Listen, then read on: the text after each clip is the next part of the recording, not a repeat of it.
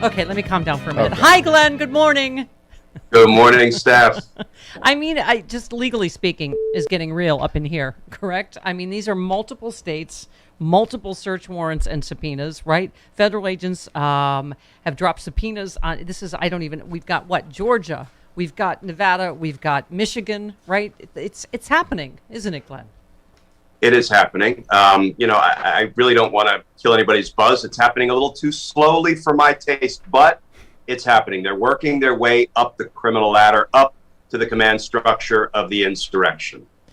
So what are any of these states more significant than others, or the fact that this is all happening simultaneously? Is that significant legally? You know, it's interesting because we often will coordinate subpoenas or search warrants so that we issue them simultaneously. So, one bad guy can't call up another bad guy and say, hey, they're at my door, get rid of the following evidence. Now, I don't know how closely the fake electors in various states are coordinating, but, I see this as kind of par for the investigative force. Compared it to the scene in Dick Tracy where all the villains are getting jump cuts. They're to them all rounding up everyone. Right, they're rounding up everybody independently. But maybe so they can't coordinate. But that's talk to us about the legal connective glue, though, to Trump. I mean, that's the main thing is, first of all, the RNC got ensnared. They had to admit that, Trump called them, put Eastman on the phone, pulled the RNC into the fake elector scheme. So talk to us about the whole scheme and the connection to right up to Trump.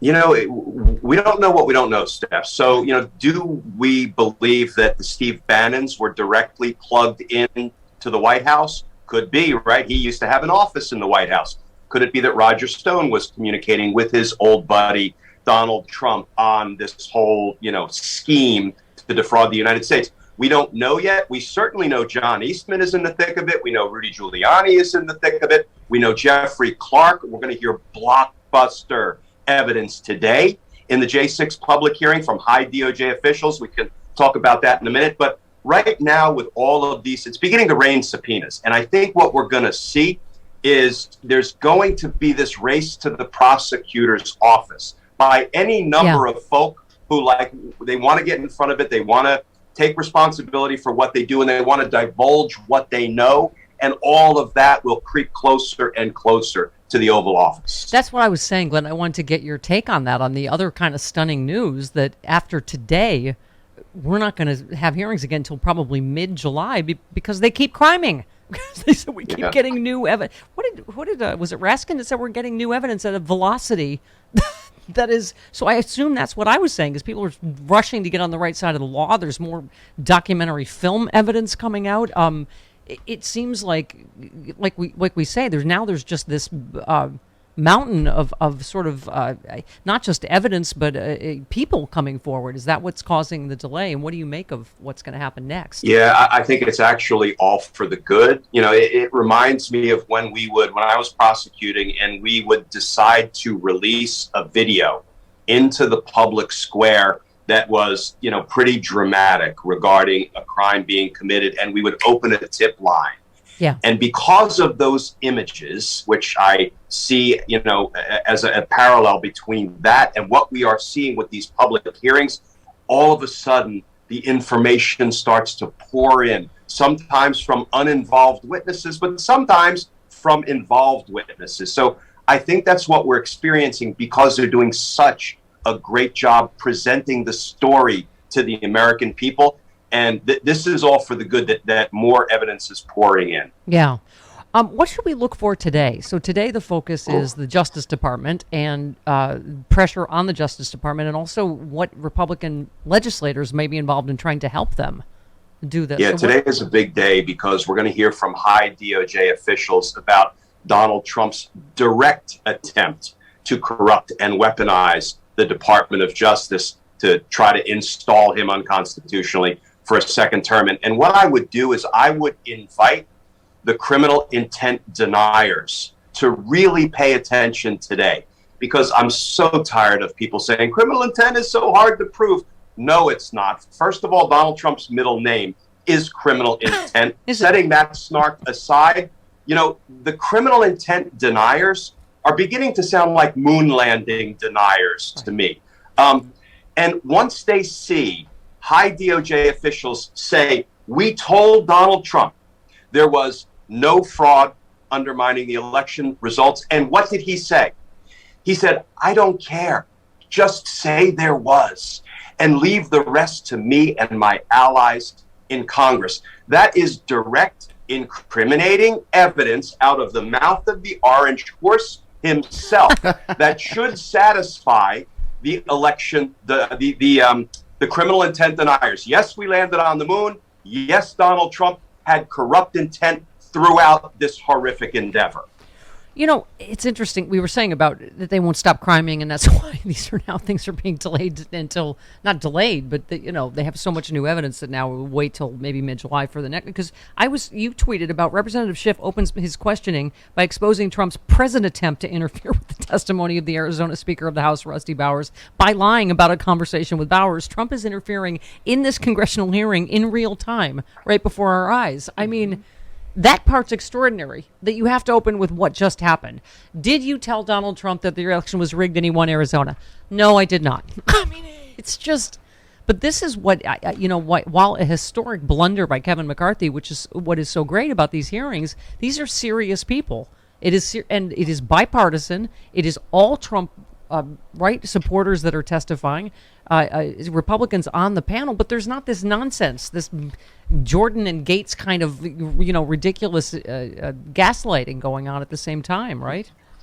It's nice to see politicians in lockstep moving toward accountability and justice. That's what we're seeing in these public hearings. And yes, this is Donald Trump really obstructing this hearing in real time by posting lies about the witness who is about to expose Donald Trump's crimes. And this is what keeps me so frustrated, because at some point you need to start taking the bad guys down, charging them, indicting them, getting the justice ball rolling. Yeah, well, you I loved your questions. You said, who is on John Eastman's pardon list? Why did Senator Grassley say he and not Mike Pence would preside over the January 6th certification? The American people deserve to know.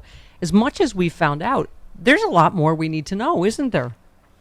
Yeah, when Chuck Grassley said on January 5th, I'll be in charge tomorrow because Mike Pence won't be showing up. Listen, only one of two possibilities prompting that statement. One, Senator Grassley, you're an innocent dupe, and people are using you to do the president's criminal bidding, or you're in on it. You're complicit. Yeah. Which of the two is it? We need to know. Yes, and you said the J6 committee certainly could serve a subpoena on Clarence Thomas.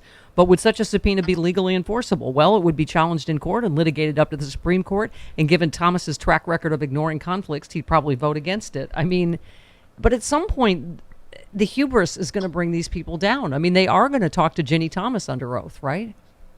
Yeah, that's that. Well, no, they're not, because she is full of baloney when she says, I'm happy to talk to them. She will now have scheduling conflict after scheduling conflict. She'll say, I'm sorry, but I can't appear. Because you know what? Boy, I would give anything to cross-examine Ginny Thomas about the text messages she sent to Mark Meadows urging him to overturn the will of the American voters. She will not testify. Wow. Okay. Speaking of just a few different things you tweeted about we hadn't had a chance to talk about, you said if the leadership of the U.S. Capitol Police admitted it was suspicious activity by Loudermilk, which it plainly was, they would be admitting that their failure contributed to what happened on the Capitol the following day. The people deserve better leadership there, in my opinion. You don't even have to be a lawyer to look at what was happening there and going, are you effing kidding me? Yeah, I've seen any number of government agencies, both federal and local, sort of circle the wagons and begin to mischaracterize what happened in their zeal to cover up their own lapses, their negligence, or their outright wrongdoing. And that's what I think we see going on there. Yeah, and to the ongoing nature of it, you tweeted, Judge Luttig, darling of the right, says Trump is still a clear and present danger to democracy. Trump proves Judge Luttig right again in his Tennessee speech, in which he ridiculed, demeaned, and mocked Pence for not overturning the election. I mean, he's just going to keep double and tripling down until justice comes, as you said, and you God bless you, Glenn Kirschner. You said he's going to be prosecuted. Justice will come, but justice is a team sport, and we need to get in the game.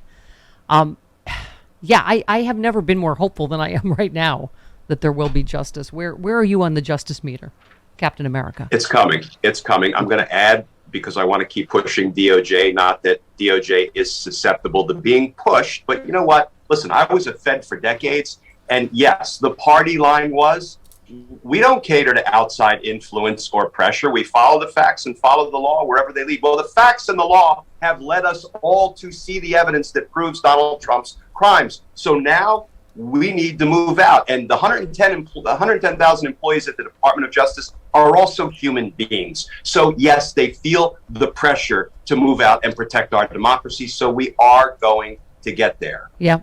I mean, I think you had I'm sure, same level of anger we all did. I think that's why Lady Ruby and Shay Moss were such compelling witnesses, because it made most decent people so angry that the President of the United States and Giuliani did this to these poor women, these patriots. You said Shay Moss, dedicated, patriotic, honest, honorable election worker who does what she does because she loves assisting people in exercising their right to vote. She's a direct victim of Trump and Giuliani's crimes. I mean, I feel like the January 6th committee is doing a pretty amazing job in every element of this, including, and I feel like it's the reason why 20 million people are watching and 60% of them think Donald Trump should be prosecuted, right? Yeah, and Shay Moss's testimony and what happened to her mother and her grandmother moved me to tears. Yeah. And when I look at how our federal government responds to a Supreme Court justice who is at risk for some reason, all of the levers of government spring into action to protect that justice. And look at what Donald Trump and Rudy Giuliani did to endanger the lives of election workers like Shay Moss and her mom, Lady Ruby. And we've done nothing. The FBI, and I'm not calling out the FBI, but what we learned is the FBI visited their home, said, hey, ladies, you're probably in danger. You might want to get out of your home. Have a nice day. Come on now. Yeah. Fair is fair. Decent is decent. Equal justice is equal justice. How about we hold Trump and Rudy accountable for endangering the lives of election workers? Yeah. Glenn, we have a bit of bad breaking news. Can you hold that up? Yeah. SCOTUS just struck down New York State's permit law to carry handguns, expanding gun rights in the United States. Right. Just what we need right now. So it affects similar laws in 6 states, including California. Yes, because unrestricted access to weapons of war and high-capacity magazines and bulk purchases of ammunition is precisely what we need to keep our country safe. Yeah. So that's bad news coming out of SCOTUS. Depressing. Okay, can I get one more quick one before we go? Justice Department asked Judge Mehta to look at whether there's a conflict of interest over some of the cases of the Oath Keepers. There could be a conflict because multiple attorneys for the Oath Keepers have been funded by Sidney Powell's legal defense fund. It was reported in March Powell was secretly funding the legal defense of the Oath Keepers. Powell's group has been selling T-shirts, drink coasters, highball glasses, and other things while asking for donations. There's been no accounting of where the money was going. Oh my God, these are all the same grifters, but these are all the same insurrectionists involved in this coup. So Sidney Powell's defense is defending the Oath Keepers? I mean, talk to us about that. How is that not a conflict?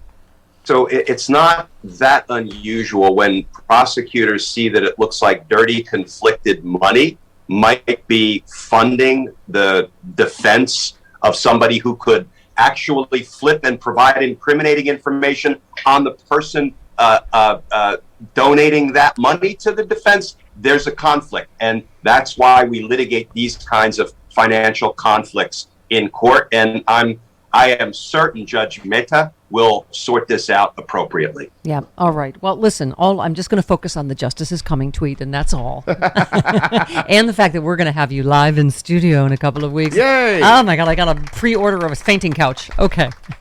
Can't wait, Steph. All right. Can't wait. Love you, Glenn Kirschner. See you next week.